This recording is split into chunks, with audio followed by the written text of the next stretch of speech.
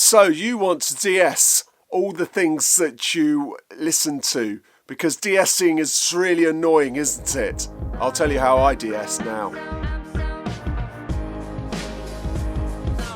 So de-essing is a really important thing with mastering now, because de-essers can not just do the vocal, but they're also going to be doing, there's a lot of digital noise going on, little that kind of thing.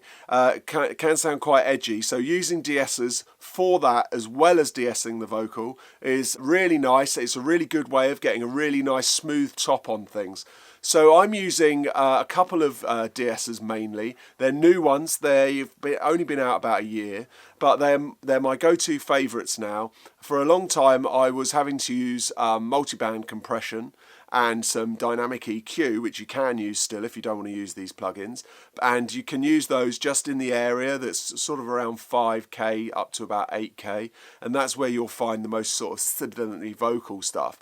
But also higher up with cymbals and that kind of high tizziness, sometimes I use a multiband on that. But the two main things that I'm using, and there's one that I like in particular. The first one I'll tell you about is the Soothe from Oak Sound. I really like their approach. It's kind of a dynamic EQ, but what it's doing is just really sorting out the high end, and you can go really deep into it and see it work. Now, sometimes I can hear it working on things. If there's a lot of orchestral stuff, if I use it on that kind of thing where there's a lot more sort of analog harmonics, should we say, then I can hear it kind of working a little bit too much and it just sounds a little bit processory. But that's not to say that it's not amazing, because it is really good what they've done. And on dance music, on anything that's got some really sort of splashy high end that you just want to control and make it sound really kind of tight and smooth, then the Soothe works really well for that. But my favourite at the moment, which I kind of use all the time, which I'm loving,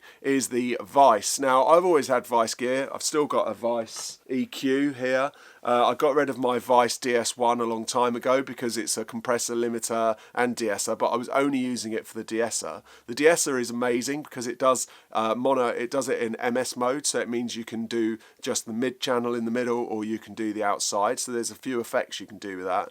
Now, I used to use it in the box for doing that, out of the box, sort of, you know, in the bigger box, and now they've released it as a plugin. You've probably seen it, but as just the de-esser, it works great. The limiter I could never really get working that much. Limiter was great, it sounds good, but I could only get a couple of dB on it. I couldn't really push it too far, so I didn't have a lot of use for it. The compressor's nice and it's got an upward expansion thing, which is good. It's got a nice kind of posh sound to it. The Weiss stuff is always really high end. But yeah, going back to the de-esser, which is what we're talking about, the de-esser on it is great. It's so transparent. You can really like pull things down and take quite a lot out without even hearing the de-esser working. You can obviously with de-essing, a little tip if you don't know is that if you take too much off a vocal when you're de-essing, it's going to sound a little bit lispy because you're taking the little bit off, and it just sounds a little bit like that all the time. So you don't want to be doing that, because that's not great for a vocalist to sound like that. So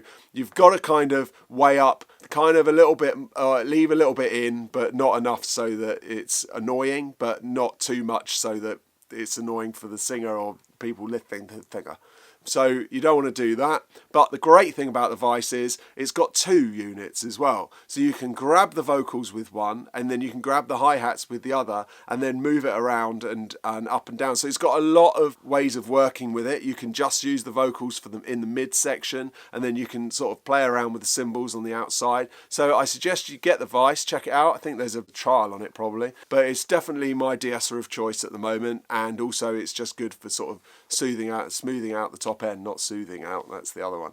But you get what I'm saying. So check out the Weiss. I love it. It's making de-essing super easy now in 2019. Before, I used to use a Maselect de-esser, which was amazingly good as well in the analog world. So if you want an analog one, I suggest you get the high frequency limiter from Leif Mass's Maselect Limited. That's probably the best analog one I've used, and I think that works very well for cutting as well, where you use an acceleration limiter for cutting vinyl, but that's a whole different story. But if you do cut vinyl, you should check Lave's limiter out. So that's it for me on de-essing. If you've got any other questions on de-essing, then don't be shy, put the question in the comments. I'm more than happy to answer all the comments, so go in there and ask me anything you want on de-essing. More than happy to help.